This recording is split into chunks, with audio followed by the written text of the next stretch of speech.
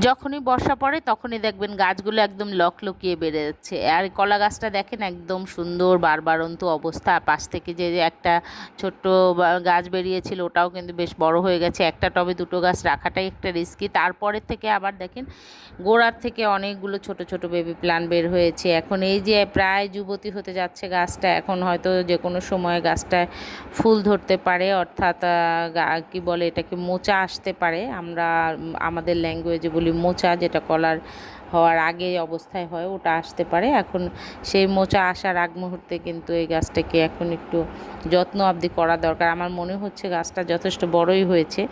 এখন এই গাছগুলোকে যদি সরিয়ে না দেই তাহলে যতটুকু খাবার এখানে প্রয়োগ করা হয় সেগুলো ভাগাভাগি করে খায় সবাই।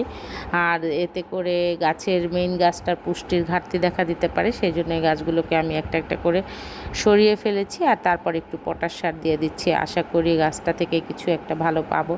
সবাই দোয়া করবেন আর সাথে থাকবেন। আল্লাহ হাফেজ, আসসালামু আলাইকুম।